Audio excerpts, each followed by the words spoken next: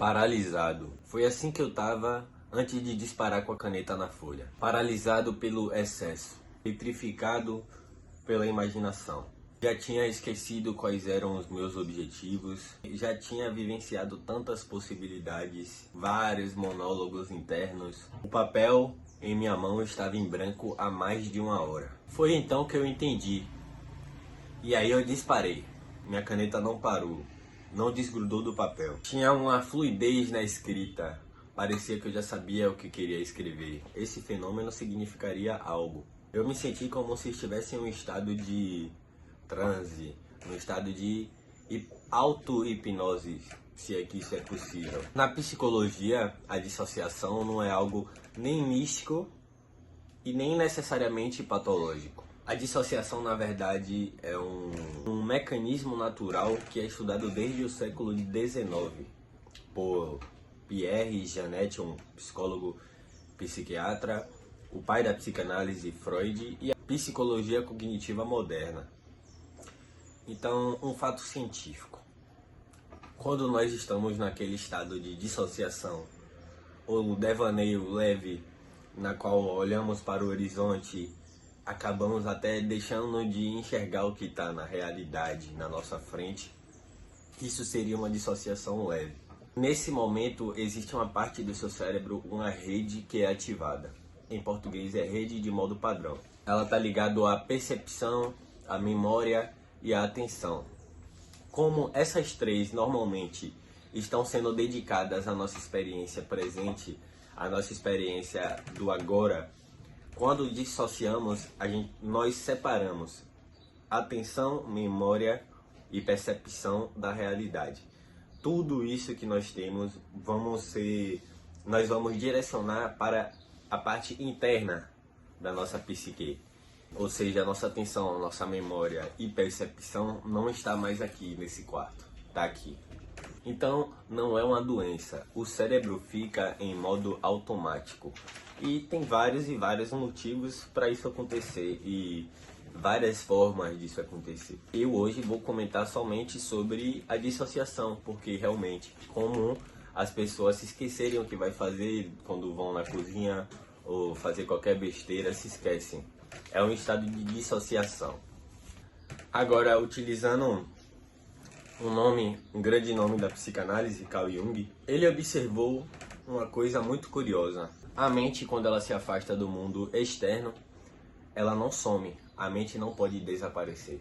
Quando ela se afasta do mundo externo, ela se aproxima do mundo interno. Existem esses dois mundos, essas duas esferas.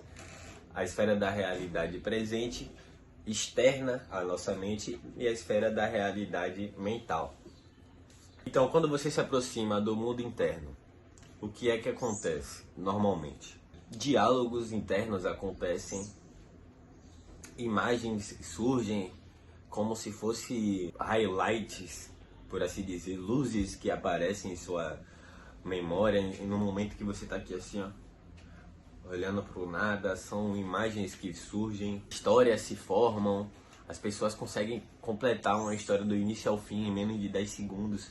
O tempo, uma das melhores formas de perceber como o tempo na nossa mente é diferente, é o fato de que o sonho ou o pesadelo, quando nós temos, é um pouco antes da gente acordar.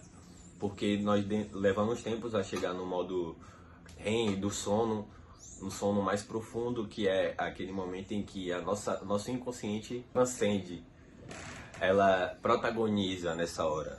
E normal também não lembrar, porque nós ficamos de espectador quando chegamos nesse ponto de sonhar e ter um pesadelo. Não controlamos, não sabemos para onde vamos, só temos como expectar, só temos como assistir. Ou seja, esse afastamento do mundo externo traz à tona o inconsciente e as suas expressões. Então a dissociação leve, ela abre espaço para símbolos, memórias e reflexões que normalmente são abafadas pelo barulho do dia a dia. Normalmente não damos atenção a determinadas coisas que estão precisando de atenção. Por isso, artistas, filósofos e pensadores consideram esse estado mental, eles chamam de estado fértil. Normalmente numa dissociação leve ou num devaneio surgem grandes ideias. Normalmente surgem insights importantes, né, na humanidade. Pessoas criam algo, inventam algo, têm uma clareza mental, acabam resolvendo um problema comum. Mas Jung alertava, tudo tem um alerta, e Jung alertava sobre esse devaneio. Mesmo que os artistas acreditassem ser um ambiente fértil de criação, se a pessoa só vive nesse estado, ela acaba por desfazer ou perdendo as raízes na realidade.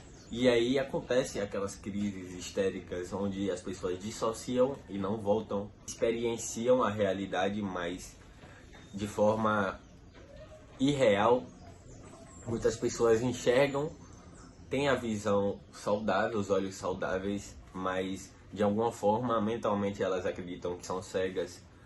Algumas pessoas andam, mas acreditam que são paraplégicas, que ela se afastou da realidade e está presa na realidade mental. O problema é você se afastar e não voltar mais. Então, quando estamos nesse estado de dissociação, se temos o controle de sair, entrar, tá ótimo. Mas quando não temos esse controle, já é uma coisa a se preocupar. Rede de modo padrão, em que existe em nossa psique, ela está ligada à memória autobiográfica. Quando ela é ativada, nós estamos ali assistindo um filme da nossa vida. O inconsciente entrega sinais, ele não fala com você, ele se comunica com sinais. Ele não fala diretamente com você. Quando a rede de modo padrão é ativada, não desligamos, mudamos de canal. Estamos no canal da realidade. Mudei, estamos no canal mental. E isso acontece sem querer. Agora, para que você melhor entenda os efeitos desse tipo de dissociação, lembrando, existem várias formas das pessoas buscarem uma fuga da realidade. Essa dissociação normalmente é um mecanismo de defesa, pois o cérebro é maravilhoso quando se trata disso.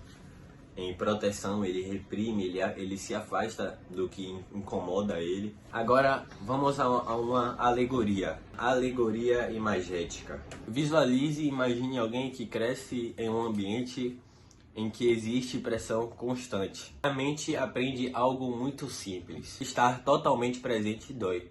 Logo, a psique faz o que sabe fazer de melhor, que é se proteger.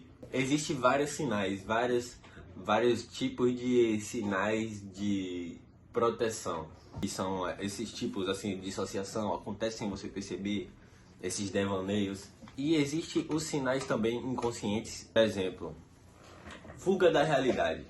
Como que o ser humano pode sair da realidade? Não existe nenhum tipo de tecnologia que crie portais ou transporte a nós para outra dimensão.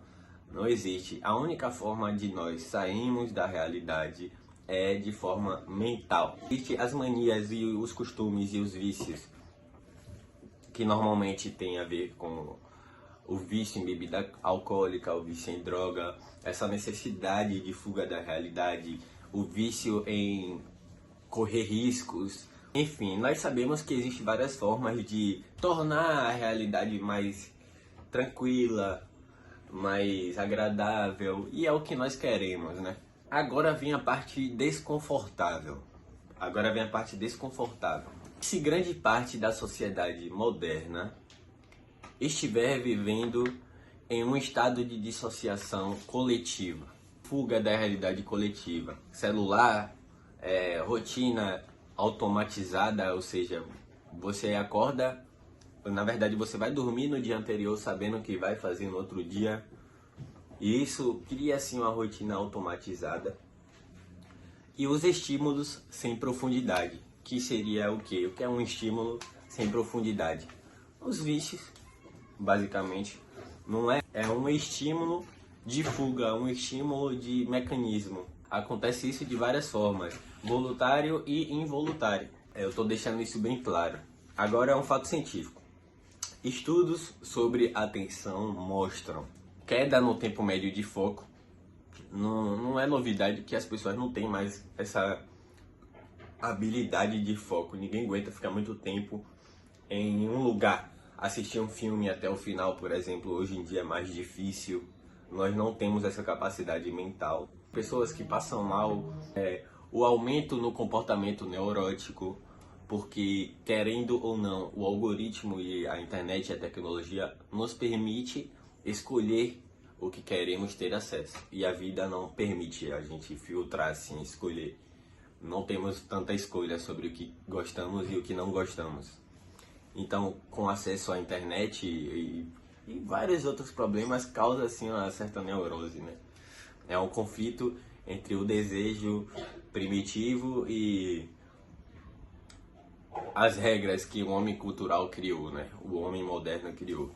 A tendência em menor consciência emocional e corporal tá nítido aí, né? As pessoas não têm controle emocional, somos sim movidos pelos nossos impulsos consumistas e tudo mais. Então, talvez o problema da sociedade moderna atual não seja falta de inteligência, mas sim desligamento constante. O que ela está tentando me proteger?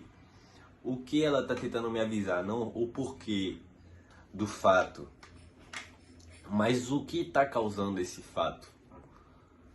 O porquê? Porque é um mecanismo de defesa. É por isso que acontece.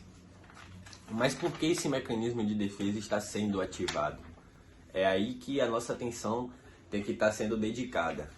Então fica o questionamento. Minha mente está flutuando. Por que ela está flutuando? Por que eu não estou aqui presente mentalmente nesse momento? O que está acontecendo? E seria possível uma sociedade inteira entrar nesse estado dissociativo? Eu acredito que sim.